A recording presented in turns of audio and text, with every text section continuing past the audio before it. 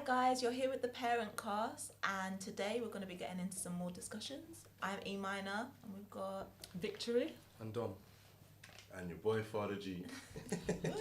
I got a bit of a cold today, so let me off. It's a bit drastic for me today, but I thought I'd join in. That's it, that's dedication, the dedication of a parent. Come on, that's it, that's what I'm saying. You still gotta go. When you're feeling low, you still gotta go. The work can't stop. So today we are talking about, I think the first question is, do you think that if parents were stricter or slightly more aware of their children's shenanigans and what they're up to, whatnot, would there be less killings and just general crimes in the UK? I think that's a very good one, you know. I think, because I'm going to start my personal opinion, because I got a very, very strong opinion on it, because I've not long come out of those stages of life. The streets. Why you gotta say like that? Why you gotta say like that? Hold on, let me bring my mic closer so they get it a bit more, you know. Get me ready now. You know, I was right. I am gonna get into this. So, not the streets exactly, but how would I put it?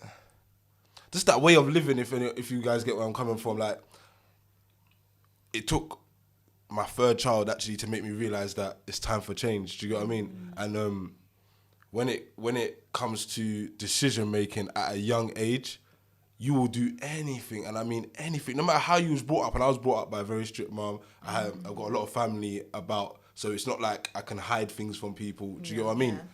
But I was always taught right from wrong, and I was always shown what that life brings. Do you get what I mean? But it still was enticing to me. Do you get what I mean? I was still like, I want to see what it's like. I want to live that life. Do you get what I mean? And my mum used to think more time I was at my friend's house, or I was at like group activities, so like outings and stuff like that. But really and truly, I wasn't. Do you get what I mean? And it's just like, my mum, at one point I had to tell my mum that certain things were going on. Do you know what I mean? I think that was a way that I helped her not worry as much when I was outside doing whatever I was doing. Do you get what I mean? But I just feel like when children are going through that who am I stage, which is a very long, it could be 3 years, 4 years, 5, 10 years. Do you get what I mean? There's people that are all coming towards the higher side of their 20s. Do you get what I mean? And they're still figuring themselves out. Do you get what I mean? So I just feel like there is nothing really that you can do about your child's whereabouts or the person that become. All you can really do is guide them and show them that you're open and that you'll support them no matter what happens. Because that's what my mum always said to me. I don't want you bringing these things to my yard and people to my yard and da-da-da-da. So that's the one thing I did respect. But you get me, I was still, once I stepped out of that yard, I was completely a different person. Do you know what I mean? To the person that my mum knew. That's what I'm saying. A lot of us can relate. I used to hide, like, I used to have like a different change of clothes. Oh wow, put my yeah. edges You was back. you was going in. Before I got there, straighten everything up, walking. Hi, mother. Yeah. It's just me, Emily. You know, I'm just normal. You know, normal old me. But didn't you ever have a time when you was out with your mum and you saw those people that? Oh god, yeah. And they get sticky. I do the nod. Yeah. Like, just keep walking. Like, but I feel like that has definitely served me well, having my mum in that way. She was like on me. She told me, don't go to Tottenham, don't go to Wood Green, and then they're the places that I became like. It's like it makes you like. Why should I go Wood Green? Why should I go Tottenham? It's like Narnia. wow. But that has served me well, because now with my son, I won't allow him to hide things from me. I won't put fear into him. But I will give him the tools that he needs to be able to cope wherever he is, kind of thing. But I'm not going to like dictate to him or be like ignorant to the fact that he needs to learn. Yeah, of course. I can't shield him Point. forever. The point is that it doesn't matter what environment you're in or how hard you are on your kids. Your kids are going to make certain choices once they're Most not with definitely. you. So as long as you equip them with the tools that they need, such as street awareness, who they need to talk to and not talk to, stuff like that. You can't control who their friends are ultimately. Most definitely. Sometimes you can. Yeah. Sometimes you can't. If they go to school with them friends, they're going to be around them friends. So it's the tools that you provide for your kids that then have a knock-on effect on the choices that they make. Yeah. So with my story, for example, my mum was very strict. Up until that 13, 14, going out was a myth. I used to go out, but it was very few and far between. When all my friends is running around these streets, I'm looking out my window, I can see my friends going past, and I'm just there. Mum said, read a book. Something like that. Yeah. But the moment I got that freedom to go and be with my friends, I just went wild. Yeah. Just trying And everything. she didn't understand why. Yeah. But in the back of my mind, because of the tools that she gave me, even though I was doing stupidness, I knew it was wrong. So I did know right from wrong. Yeah. So it wasn't a fact that she did anything wrong. It was more like, I have this freedom to make these choices, so I'm going to make this choice, see how it turns out. Didn't turn out great all the time, but I got to explore it. But it wasn't through her being too strict or my dad not being strict enough. Or I think it's a double-edged question. Yeah, most definitely. I was going to say that I feel like a lot of the time, especially as a kid, when you shield kids from doing things, it can always have a massive detrimental effect as to when they get older. I have a lot of like situations where like my aunties have kind of said to my cousins that, look, you can't do this, you can't eat this, you can't eat that. These are like kind of sweets, chocolates, literally cannot have anything like that. And then when you see them nowadays, you see their backpack, and these people are now like my age mates now, like maybe 23, 24, 25. When you see their backpacks full of sweets, full of chocolates, full of this, and it's because they've literally not been able to eat in the past. They've been, your broccolis, your Brussels sprouts, That's what I'm saying. Finally, something you as get a small choice. as that. But then when you then think about it, that's just a jokey way of it. But when you think about it in a more serious spectrum in terms of like violence and that kind of thing, in terms of you can't, like you said, you can't go to these places, you can't do that, you can't go there. And for me, I was brought up in southwest London, so places like Croydon would be a place I could never go to. Trust me, I was always told, don't go Croydon. It's a different world. And it's one of those things like when they say don't go there, you can't do this, you can't do that. You end up going there, and then when they always say people are sometimes in the wrong place at the wrong time. You can sometimes fall into situations like that, which can be very, very detrimental and very dangerous as well. So Story of my life. That was the story of my life. Like literally, Dom, where you were saying that once you got to a certain point where you was allowed out and you was allowed the freedom, it's the same. Like you just go wild because it's just like you're trying to catch up. Like some of your friends have been out here for so long. Yeah. It's like you're just trying to catch up, and sometimes that makes you take. Well, from my personal opinion, makes you take more risks. Yeah. Do you get what I mean? Because it's like someone will say something, I'm gonna go do this, and you think, you know what? But I've never experienced this, but you know what, they're doing it, I'm gonna go and do it. Do you know what I mean? I'm not trying to say I was a follower, but it's like at that age, you're trying to find yourself. Do you get what I mean? Because when in your formative years, when you're a young adult or an adolescent teenager, whatever, you're very impressionable. So even if you're following your friends or you're following what's on TV, you're following something. And to think about it logically, everybody older than you has already done something around what you're doing because of your influences and their influences. Yeah. So if your friends are all trying to steal cars, you might not want to steal a car, you might not steal a car, but you might think, why are they stealing cars? And you become intrigued by the fact that they're doing it. Doesn't mean you're going to do it, but there's certain things that just highlight to you that I wouldn't do if you're an adult. Like if I see someone that burgles a house, I'm not going to think, oh, why are they burgling the house? Yeah. Trust. Because you know who you are at this age, but at that point, little dumb things could be like, I want to try it out, or I want to explore. Well, let me ask some questions. Let me do a little bit and dabble in it a bit, or let me just do more to catch up with them, like you said. So it's especially as you get older as well. It's like the fact of money. So like we're from my household, it was just my mum. Do you get what I mean? So like I was sent to like my friends. Some of my friends, they had both parents. We used to go West End and stuff, and I'll have £1 or I'll have £2, and I'm using the $1.99 McDonald's voucher. That's me eating for the day. Do you get what I mean? So then it's like when I changed friends groups. And I saw these people making money, again, it like entices you, do you know what I mean? And there wasn't as much options as well, I think, like at 16 for making money, do you know what I mean? Or having some source of income or some sort of responsibility, do you know what I mean? College is, you actually have an option. Now you don't, because you have to stay in education until you're 18, but when us lot was growing up, you didn't have to go to college after you left school. Do you know what I mean? Am I right? Yeah. You didn't have to. It was a choice. It was a choice, yeah. So it's just like when you go to college, remember you got to be like traveling. You got to have money for travel. You got to have money for food, like all your books and stuff like that. You got to have money for pens, etc. And when you're 16 with no income and your mum's giving you £2 a day, do you get what I mean? It's easy to get swayed. Do you get what I mean? And I feel like this generation as well, they've got more options. I feel like there's more money out there for them. Yeah. Do you know what I mean? And I feel like this is why there's that competitiveness and why there's so much crime and so much killings. Do you know what I mean? And also, while you were saying that, I just thought, if the when we ask, if we knew about their whereabouts or what, who they were around and whatnot, would there be less? And speaking now, I don't think that it would really make a difference. No, it wouldn't. My growing up in Finsbury Park was a madness. And then my mum moved us to Barnet. Oh, wow. And yes, you you cannot definitely be tried deceived. still. You know that song, You're Just a G When You Roll Through Barnet? There's G's everywhere now. Don't be deceived. You think you're going to take them to Barnet and they're safe. Yeah, no, you're right. It's cracking everywhere. Like, do you know what I mean? People are moving around. Oh, my gosh. So, for me, I'm like, I don't think it matters where my son is hanging around. There's still going to be a possibility that he's going to meet the plug in that area or whatever. Do you know what I mean? That's all it is, different levels. Yeah. You might find someone in the middle of Hackney and then someone in Berkshire. They're all doing the same thing, it's just different levels. Yeah. But I think a lot of it boils down to, like you say about kids these days, things are more easily attainable for them. I remember trying to get a pair of trainers that say 15 from my mum. That was hard work. Yeah. Now these kids got options of, they got bank accounts with cards to themselves. 18-year-olds got credit straight away, all these kind of different things. But I think that boils down to your attitude to resources. Yeah, So when I was growing up, I had my mum and dad in my house. I was very spoiled. Before my sister was born, I was spoiled as hell. I had everything I asked for and more. So when it came to wanting more stuff, I just expected that I could get it. When I hit 16, 17, my sister's now, at that point, half my age.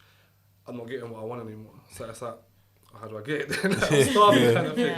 Yeah.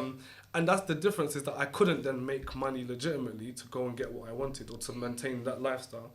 Kids these days can. So I agree with what you're saying that it doesn't really make a difference what you say to your kids in terms of who they hang around with, where they're going to. If you're giving them freedom, it's up to them once they leave that house. You just got to equip them with the tools. And I feel like kids these days have always become a product of their environment, and I always try, like, every time there's a situation like this, I always feel like, okay, what's like the foundation of the source? And I don't know, like, we got those people that are bashing on the government all the time, but I feel like London is a very expensive city, full stop. Our parents have worked tirelessly. They always say to us that, we want you to have the life that we never had. It's because they work tirelessly non-stop. So I get situations whereby there's kids who barely get to see their parents. About, my mum's a nurse, my dad works as another job as well, and he's maybe he's a taxi driver.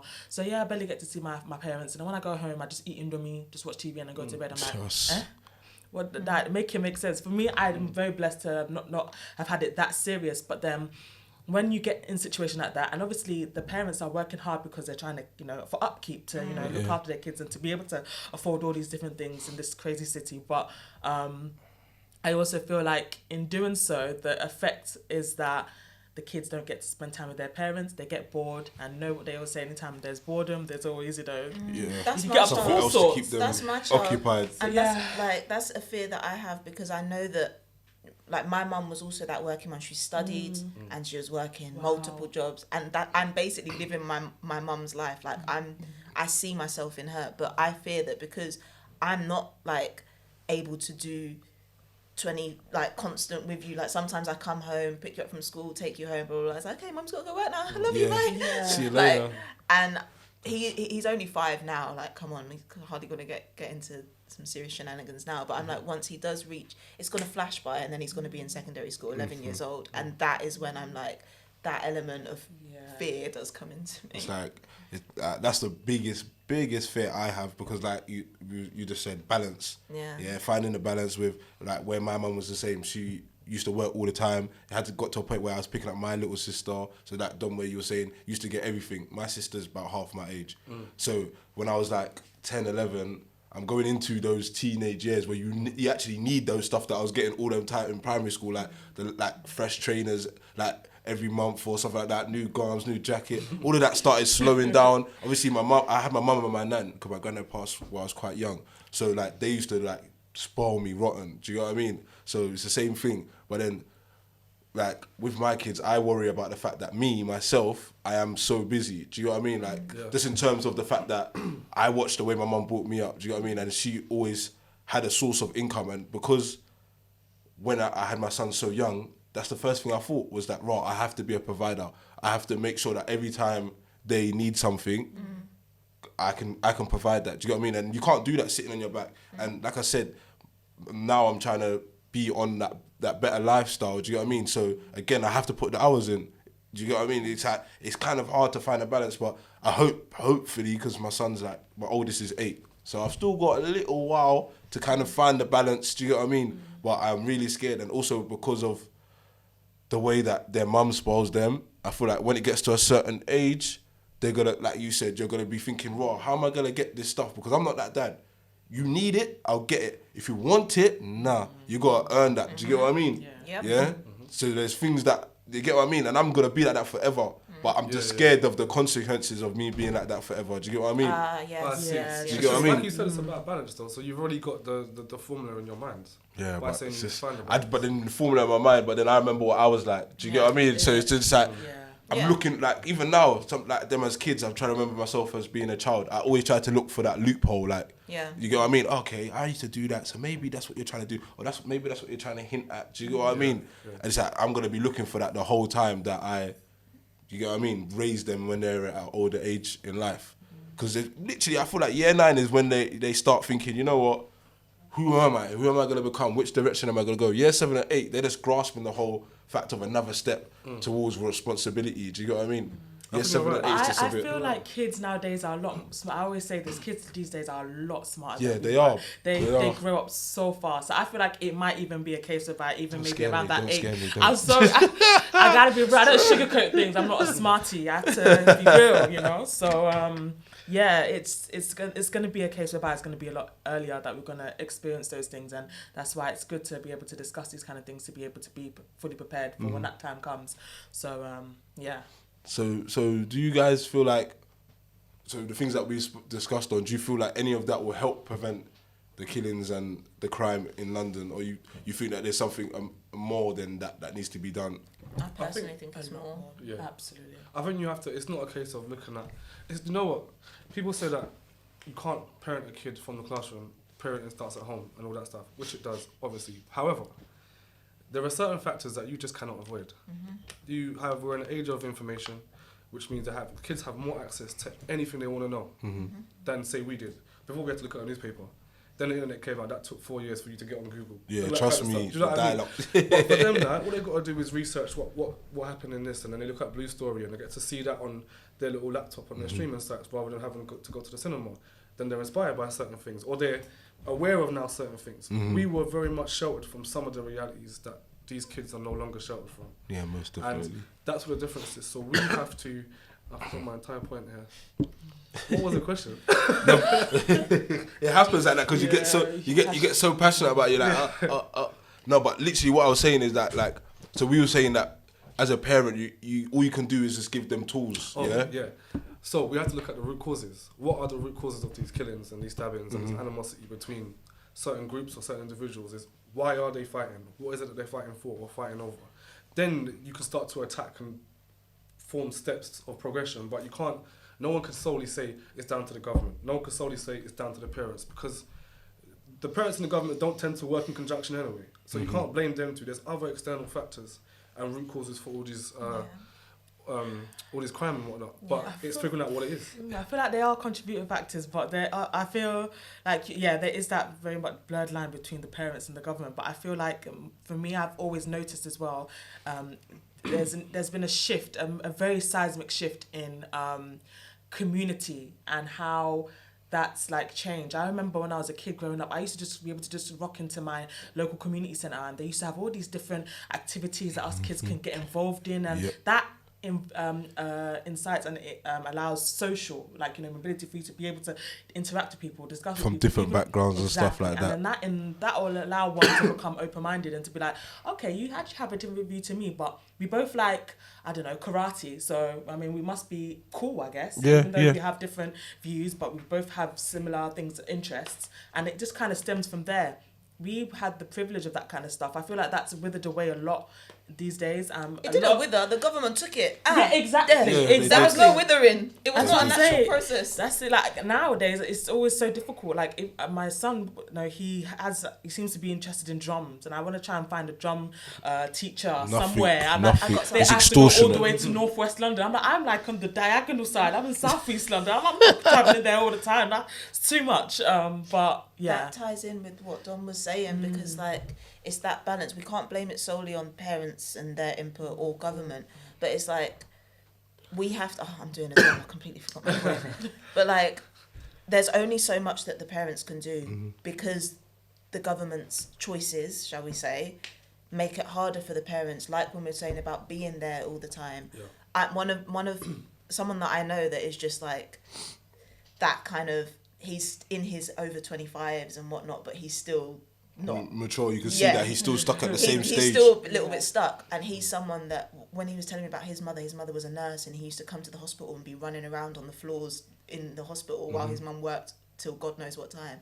And it's like, it's so sad that because I am fighting to pay my rent in this London living, means that I have to work so much, and it means that I have to, even when I'm not working, even when I'm doing things that don't pay, but it's for the greater good for the future, it kills me that I can't be at home with my son. And then that thing comes in again is, right now he's 5 and there's a babysitter there with him, but soon he's going to be 12, 13, and I'm going to be at work and he's going to be left to his own devices. So it's like, if we could, and also I think it's a thing about this lack of community. The times that we have had such strong community have been in times of trauma on our community. If we think about things like Grenfell. Very good and point. then that makes us, as a community, so angry and so, like, people have festered up anger and kids are fighting for reasons that probably don't mean shit. If we look at, like, the things that are actually going on in our community. On that subject there, does everyone agree that we feel like there is... I'm trying to get it right. I don't want to get it wrong. Like there is no right or wrong way to stop people. No, there's no one way. There's not like one way to deal with this whole situation on the whole crime and the killing and the unity within your children won't stop. Like there is no way. Like, and we're perfect examples of that. I think we've all been policed at some stage or been shown that this is the only way, and we've created our own personalities somewhere along the journey. Do you get what I mean? And we created our own path somewhere along the journey. But we've always had guidance. I can hold my hands and say that I've always had guidance, and it's important to that when they do go through something, you're there to then support them. Yeah. But I feel like what you were saying, Victory, is unity would be the key to actually reducing the killing and crime within London. I personally feel, because unity will show these youths that there is another way. Yeah, absolutely. Yeah. So, and it will give. I feel like it will open more doors, because with unity creates more opportunity. Do you get what I mean? Because people were like, okay, but I have my own business. I was looking for X, Y, and Z, and then he sees it, and that young boy that thought that, the only thing I can do is run up in certain places and do or be a musician / little bad man on the road, or do you know what I mean? Or I'm clashing my brethren that was my brethren for 10 years, but because he now chills with that community, he's now my enemy. Like stuff like that. I want the only unity can make them think bigger than what they're seeing already. So yeah, I feel like that is the best answer we can give today is unity on the subject that we're talking about, and being there for your child and supporting. Does everyone agree? Yeah. Lovely. So that was myself, Father G. Imano. A Victory. And